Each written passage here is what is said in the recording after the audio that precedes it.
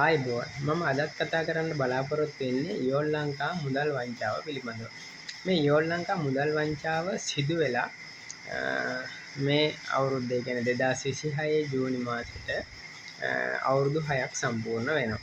ඇත්තටම මේ මුදල් වංචාව සිදු කරලා තියෙන්නේ ධම්මික කුමාර අතපත්තු කියන පුද්ගලයෙක්. ඔහු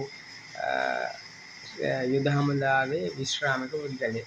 ඉතින් මේ යෝල් ලංකා ගනුදෙනුවට වැඩි වශයෙන් සම්බන්ධ වෙලා තියෙන ත්‍රිවිධ හමුදාවේ පොලිසිය සහ වෙනත් පුද්ගලයන් ඒ කියන්නේ ප්‍රභූ පැලැන්තිය පුද්ගලයෝ කීප දෙනෙක් සම්බන්ධ වෙලා තියෙනවා.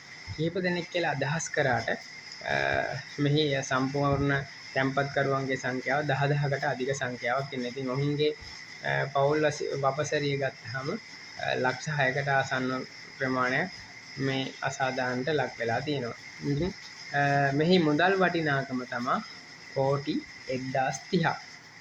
ඇත්තටම මොහු කරලා තියෙන ව්‍යාපාර කරලා ඒ ජනතාවගෙන් සල්ලි අරන් තියෙන්නේ 106ක පොලි මුදලක් ලබා දෙනවා කියලා කොමිසර නෝට්ටුවක අත්සන් කරලා තමයි ලබා ගන්නේ. ඉතින් ඔහු මේ විදිහට ව්‍යාපාර කරන් ඇවිල්ලා මේ කොරෝනා කාලේ මොන විදිහෙන් හරි මේක නවතිනවා. නවතුනාට පස්සේ මහ බැංකුවෙන් මේකට සීල් තියලා ඔහුගේ මුදල් මහ බැංකුවෙන් රඳව ගන්න හෝල්ඩ් කර ගන්නවා.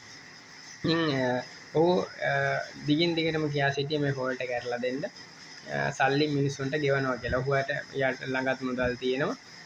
ඒ ටිකක් දාලා ගෙවනවා කියලා. ඇත්තටම එහෙම කියලා කොහොම හරි ඒ වැඩේ සාර්ථකුන්නේ මේ සංගමයක් පිහිටව ගත්තා. සංගමෙන් නඩු කියන්න ගියා. ඉතින් අවුරුදු 5ක් වෙනකන් නඩු කිව්වා. ඉතින් ලොකු සාර්ථකත්වයක් දකින්න ලැබුණේ නැහැ. මොකද ඒකට හේතුව තමයි මේ ධම්මික කුමාර කියන අතපත්තු කියන පුද්ගලයා කෙසේ හෝ මුදල් ලබා දීලා මේක යටපත් කරන්න උත්සාහ කරනවා. ඒකට හේතුව තමයි මේ සම්පූර්ණ වටිනාකම කෝටි 1030ක්. එතකොට ඉතින් කෝටි 1030 කියන්නේ ලොකු ප්‍රමාණයක්. එතකොට මහ බැංකුවේ මේකේ ලොකු මුදල් ප්‍රමාණයක් රඳවගෙන ඉන්න ඉතුරු ප්‍රමාණය ඔහු ළඟ තියෙනවා. ඉතින් ඔහු මුලින් මුදල් ගෙවන්න කිව්වත් දැන් මුදල් ගෙවන්නේ සැඟවිලා ඉන්නවා. නඩු වලට එනවා යනවා. සැඟවිලා තමයි ඉන්නේ. ඉතින් මේ අතරේ නැවත සංගමය සමාජික සංගමයේ නිල මඩුල්ල මේ අලුත් වුණා. ඉතින් අලුත් වුණාට ඒ නිල මඩුල්ල කොහොම හරි යටත් මේ පුද්ගලයා මුදල් දීලා මොන හරි කරලා තියෙනවා. ඉතින් ওই විදිහට යනවා. මේක වැඩි වශයෙන් කතා කරන්න යන්නේ මෙතන වැදගත්ම කාරණේ තමයි මම කතා කරන්න උත්සාහ කරන්නේ. තව මේ සම්බන්ධව කතා කරොත් ලොකු කාරණා ගොඩක් තියෙනවා කතා කරන්න. ඉතින් මම වැදගත් කාරණේට යනවා. මේකේ වැදගත්ම දේ තමයි එවකට පැවති රජවල් මේකට සම්බන්ධ වුණා කියලා කියනවා. ඒකට දේශපාලනඥයෝ සම්බන්ධ වුණා කියනවා. ඉතින් කොහොම හරි මේ මුදල ගෙව්වේ නැහැ. ඒ දවස්වල කිසිම සහයෝගයක් තිබෙන්නේ නැහැ. හැබැයි ඒ දවස්වල විපක්ෂයේ වශයෙන් කටයුතු විපක්ෂය කිව්වට ප්‍රධාන විපක්ෂය නෙවෙයි.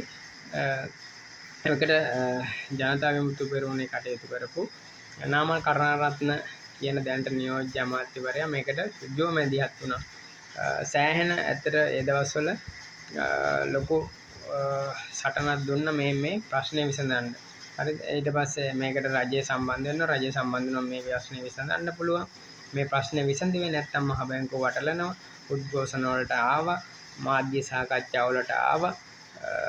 එතකොට වොයිස් කට් දුන්නා. පත්තරවල ඒ නිවුස් පළ වුණා. ඉතින් ওই විදිහට ගියා. ඉතින් ලොකු ඇත්තටම නවල් කරුණාරත්න කියන නියෝජ්‍ය අමාත්‍යවරයා අපි හිතුවේ මේ වැඩේ කෙසේ හෝ කරලා දෙයි කියලා මිනිස්සුන්. ඉතින් මෙහි වැඩි පිරිසක් මේ අසාධාරණට ලක්වුණු පුද්ගලයන්ගෙන් ඉන්නේ කුරුණෑගල දිස්ත්‍රික්කයේ. මොකද මේ ධම්මික කුමාර අතපත්තු කියන පුද්ගලයා කුරුණෑගල නිසා කුරුණෑගල දිස්ත්‍රික්කයේ මිනිස්සු තමයි මේකට ගොඩක්ම සම්බන්ධ වුණේ. ඉතින්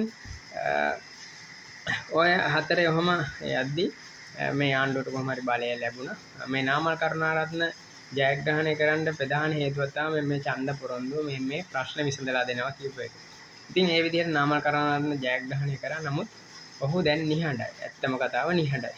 පේන්න නැහැ.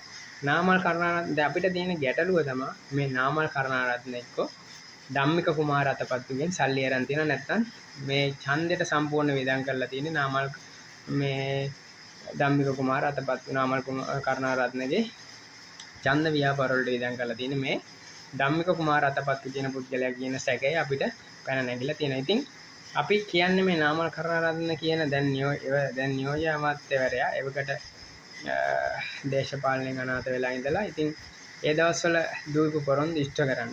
අපිට නැත්තම් කියන්න තියෙන එකම දේ තමයි ඔබ ධම්මික කුමාර අතපත්තුගෙන් මුදල් අරන් තියෙනවා. මොකද ධම්මික කුමාර අතපත්තුට කෝටි 1030ක් මග හරින්න ඔබට කෝටි 10ක් 15ක් දෙනවා කියන එක සාමාන්‍ය දෙයක්. ඉතින් මේ දේ තමයි අනිවාර්යෙන් වෙලා තියෙන්නේ. ඔබ නාමල් කරුණාරත්න කියන නියෝජ්‍ය අමාත්‍යවරයා දැනට ඉන්න ඔබ ධම්මික කුමාර අතපත්තුගෙන් සල්ලි අරන් නැත්නම් මේ ප්‍රශ්නේ විසඳලා දෙන්න. හරිද? ඔබ රජයේ වගකිය යුතු පුද්ගලයෙක්. මොකද ඔබ අපි දැක්ක ගොවි ප්‍රශ්නවලදී ඉස්සර කුඹුරට බහැලා හිටපු හැටි.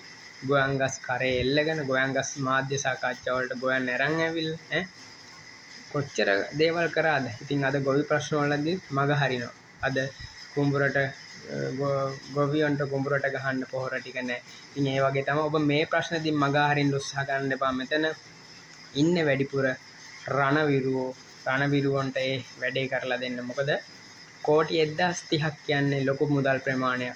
ඒ කෝටි 1030න් ඔබට කෝටි කීයක් පගාව ලෙස දුන්නද ධම්මික කුමාර අතපත්තු? නාමල් කරුණාරත්නට ධම්මික කුමාර අතපත්තු පගාව ලෙස කෝටි කීයක් දුන්නද? ඒ නිසා තමයි මේ ප්‍රශ්නේ යට ගහන්න උත්සාහ කරන්නේ. නැත්නම් ඔබ මැදිහත් වුණොත් මේ ප්‍රශ්නේ ඉතා ඉක්මනින් මේ අසාධාරණට ලක් වුණ අයට විසඳලා දෙන්න පුළුවන්. නැවත මම කියන්නේ අනිවාර්යයෙන්ම ධම්මික කුමාර අතපත්තුගෙන් නාමල් කරුණාරත්න කියන දැනට ඉන්න නියෝජ්‍ය අමාත්‍යවරයා පගාව අරන් තියෙනවා. ඒ ගත්තේ කෝටි කීයක්ද? මේවා මාධ්‍යයට කියන්නේ එන්න ඕනම මාධ්‍ය මේ සාකච්ඡාවකට එන්න ඕනම විවාදයකට අපි ඔප්පු කරන්න ඔබ ඒ දවස්වල කෑ ගහපු විදිහ. දැන් හැංගිලා ඉන්න විදිය මේ අපිට 100%ක්ම විශ්වාසයි 100%ක්ම සැක සහිතයි.